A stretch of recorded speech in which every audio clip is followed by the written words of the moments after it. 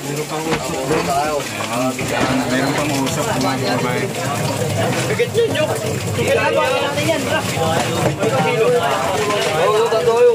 Dito kumukuha ng tubig para may buhos doon sa may umuusok pa sa bandang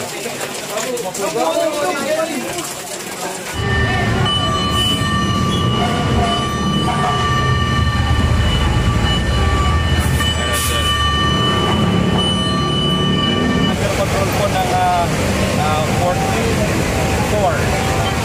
Ano po ba itong mga nasunog? Ang mga nabigwang po ng sunog natin ay mga residential area made of light materials po. Ano po yung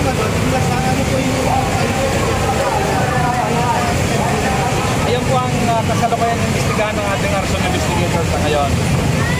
Nangangalap po sila ng mga informasyon para matukoy po natin kung ano pa talaga ang pinagsimulan ng wala pa po initan na so far wala pa po yung ibibigay ng ating action.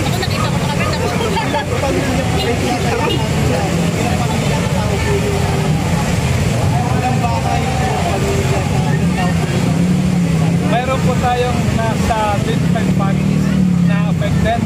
Ang estimated damages po natin ay nasa 150,000 na for a life.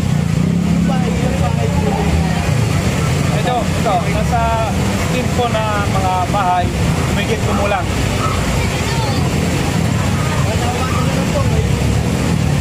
Panawagan po natin sa ating mga kababayan, mag-ingat po tayo sa ating paggamit ng ating mga appliances. Kung hindi naman po yan ay ginagamit at wala po sa ating bahay, unutin po natin yan para po makabigit tayo at maiwasan po natin sa magkaroon ng meron ba tayo nahihirapan ba tayo sa patuloy? Ang pinaka-challenges lang po is yung papasok sa loob dahil kailangan po magtugtong ng 10 linya ng hose para po tayo makapunta pa nun sa pinaka-focal point ng ating sulok. Alam ko yung pagdadating po sa zone, sila po ay palabas kami papasok. Kaya po masikip lang po yung kalsada. Kung makikita nyo, halos 2 tao lang ang kasya. May mga gamit po sila. Pero ganun pa man, nagampanan pa rin po natin. Ating tungkulin, nakapag-inya pa rin po tayo. At mabilis po natin na under control yung mayroon po tayo talagang 3 injuries na minor injuries. Wala naman pong maliban lang doon, wala pong pinahingatan. Fire Senior Inspector Cesar Robantes, Station 5 Commander, Manila Fire District. Okay. Thank you, sir.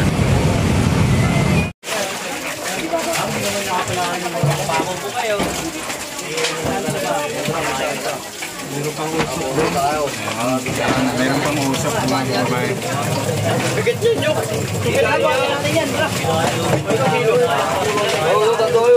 Dito kumukuha ng tubig para may buhos doon sa may umuusok pa sa bandang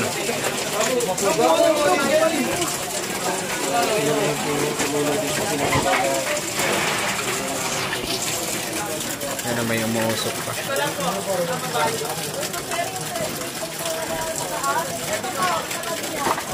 May ate pala yung bahay na yan. Ingat po kayo dyan, mamaya may pako po dyan. Uy, ikaw Jane, wala ka namang gagawin dyan eh. Diyan ka pa eh. Sikip ka lang dyan eh.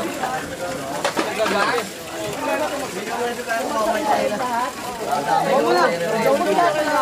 Eh, pato yun yung... Okay na lahat. Hanggang doon sa may kubeta? Oo. Bato yun yun. Yung tapat nito, yung tapat nito. Yung tapat nito. Lagi sa bahay. Hindi, hindi naman. Hindi, ito pato na yan. Yung papasok ko ito. Ako sa kabila eh. Ito malapit sa siya. Karabad.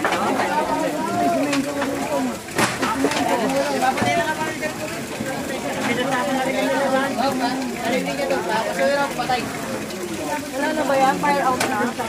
Hindi nga ang hilot na. Hawakan mo nga, bibigyan ko lang siya. Hindi nagpakita ko yung ka sa mga... Mamaya lang interview. Bako ka dyan. Wala na, sir. Hindi nyo na ito, kapatid. Umalis na yun, sir.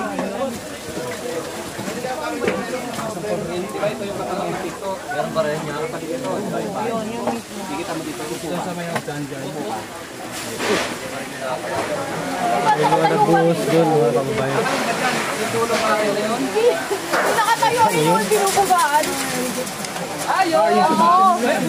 Oo. Oh, yung katabihan. Hindi yan nagkabuhaan. Ito na ko. Apoy pa yan, tara. Na. Ito may tintuyon na pag ano, ito yung tulong ba? Oo. Isayeg, bagsak. Oo, bagsak yung salita.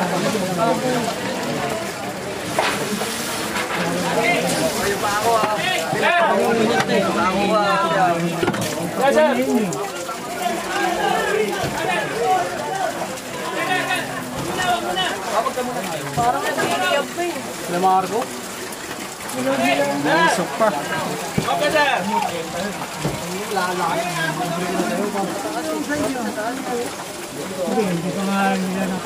May cellphone ba niya ate para i-record natin? Boy, Beklik, sunod katabi namin. Ate, kasi na yun, yung nag-ano ka rin nagtatanong, Ano yung yan? cellphone mo, bibidyoan natin para ano. Pwede? Sige nga, sir, naka-video na to ah. Naka-ready na yan, sir ah. Video na yan. Nakapindot na Aba, nakapindot na, sir. Wala kang permission, no? Eh, may damit ka ba? Pero may nasyaliks, wala kami nasa ko kahit sa piras. Wala kami ng damit-damit. Sobrang hirap. Lahat ng gamit namin, ubo. Ginanon lang.